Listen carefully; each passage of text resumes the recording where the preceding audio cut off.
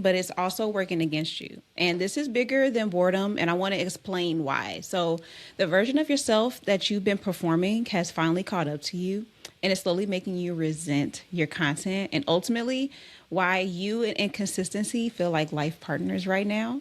And you probably didn't even realize you were doing it low key. You probably didn't even know when it started, but you've been disconnected from your content for a while. And I hate that for you, friend, because that disconnect is something serious, because you can still care about your work and believe in your offer and have plenty to say. You can be the GOAT at what you do. Meanwhile, your content feels flat because you're creating from this version of yourself that people recognized, rewarded, or expected from you. But that's not the version that you actually want to be. It's not the one that energizes you, and it's irking you.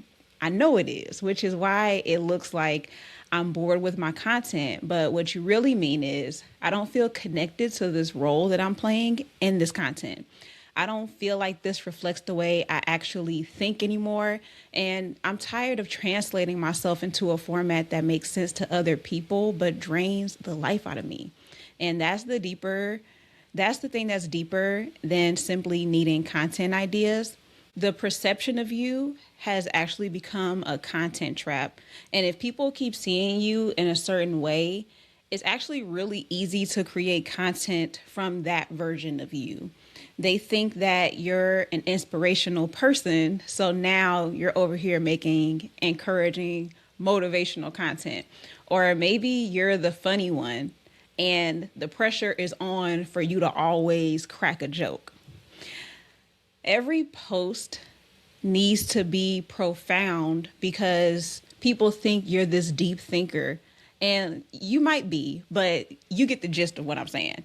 At first, that attention can feel like clarity. And that is exactly how the trap gets set. You're over here thinking, oh, people respond when I do this. But over time, it becomes a costume that you end up wearing all year round. Eventually, your content starts feeling boring to you. And even when you still have passion for the subject, because you stopped feeling present in it, you are just going through the motions now.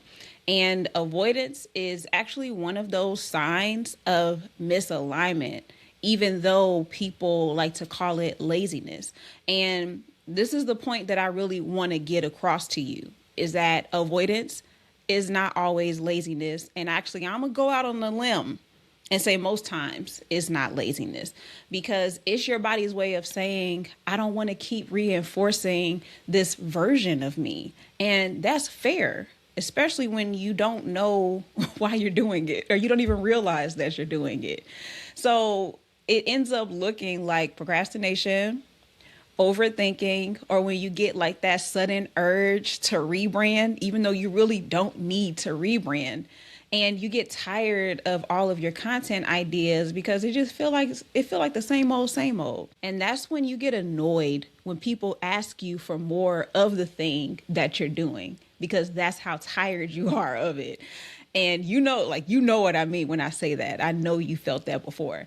And that's what I mean when I say you're performing, or at least half performing. You're showing up so you don't get fined, basically, and saying the right things, even if it's not from the most passionate place, because you're just over here checking boxes because your energy really is not in it. And what I want you to get from this so far is that you might feel bored with your content, but your content really isn't the problem. It's the fact that you feel disconnected from this version of yourself that is required of you to keep performing this version of yourself that you have embodied. And because the beauty in all of this is that you could talk about the exact same topic in your content, but you can approach it from an interesting angle, or just change the role or the motivation that you have behind what you're sharing. So for example, you might hate making educational content because you think you sound like a teacher. but you love making observational content where you can unpack patterns. You might hate making content that sells because you think it means that you are convincing people or coercing people, but you also love making content that helps people to recognize a problem that they've been tolerating. You might hate the idea of making personal brand content, which is one that I hear so often from people because you think you got to share your whole life, but you love using personal stories as evidence of how your mind works and it works for you. And for me, this is what this looked like because I've actually experienced a lot of these things, and many of these things I'm speaking from personal experience. So I've always had a love-hate relationship with making style content. And I've talked about this. You may know this already, but let's just ride with me on this story, okay? So I didn't like the feeling of people treating my outfits like entertainment. And it's cool for people to be entertained or inspired by my looks. I love that people feel that way.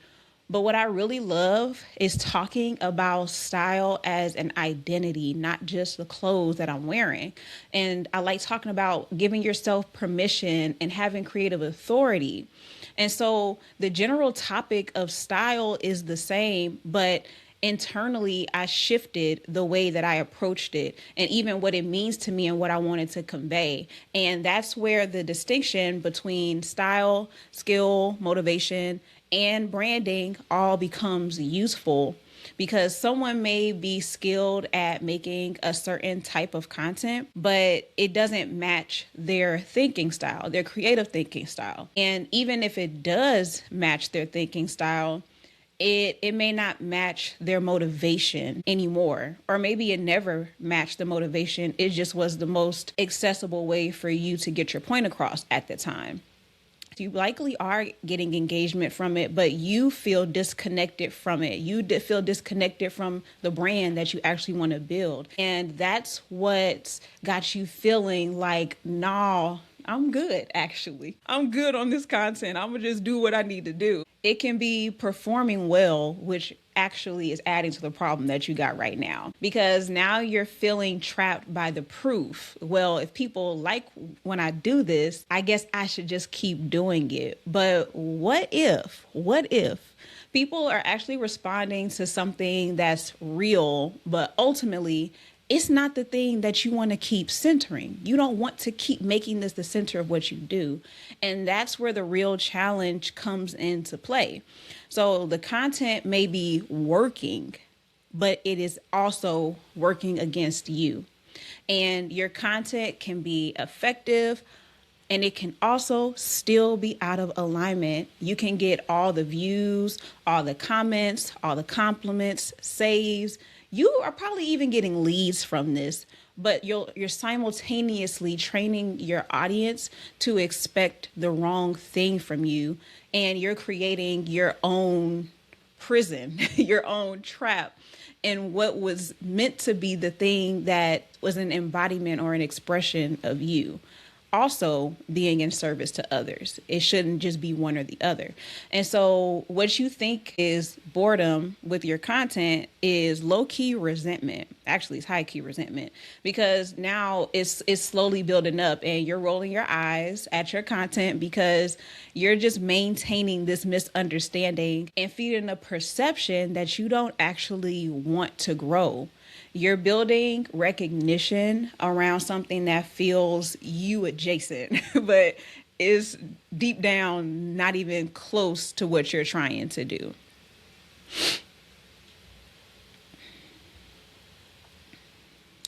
And unfortunately, you start avoiding your content after a while because, yikes, that's a heavy thing. And now you're feeling uninspired because you're reinforcing a version of yourself you may not even want to be responsible for anymore. And the real issue is, friend, listen to me.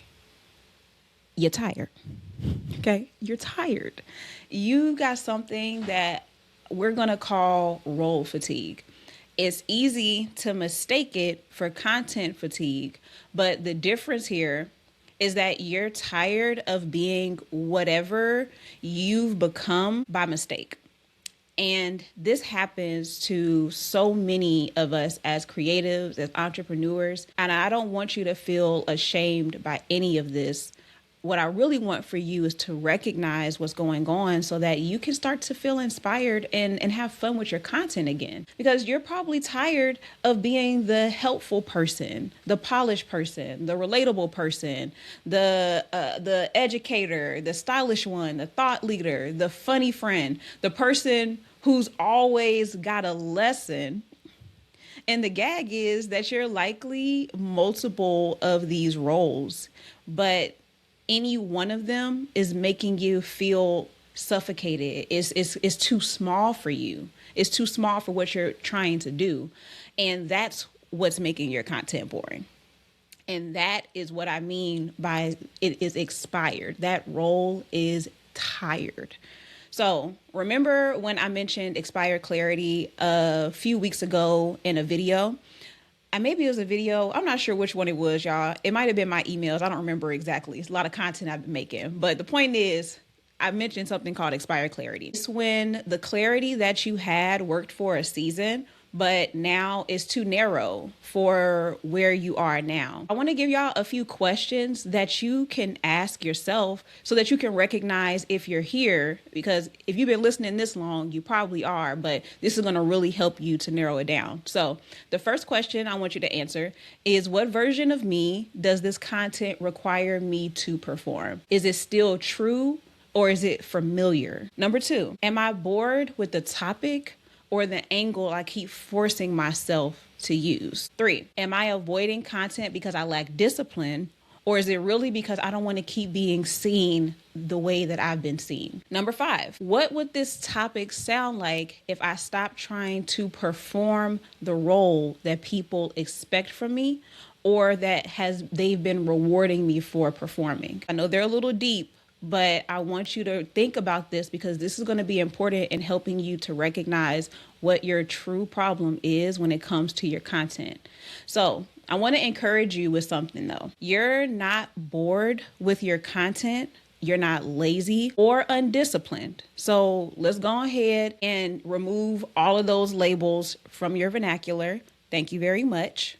And I want you to challenge what it is that you're feeling disconnected from. I want you to really think about the possibility that you are just disconnected from what you're doing. And that's what's happening when you feel avoidant, inconsistent, when you got low energy in your posts, when you're overthinking your post, or when content feels like it's technically fine, but that's all it is. Like it's just fine. It's just enough. Boredom really is just the symptom. Oh, this is what happens when you are making content from an old perception and performing a role that no longer fits, building around a skill than what actually motivates you, and creating from recognition instead of the direction that you truly want to be understood in. You are performing a partial version of yourself, so to speak. And when your content starts to feel boring, your first question that you're probably asking is, what should I post? It's a question that people are always asking, what should I post? But your real question needs to be, who am I performing as when I make this?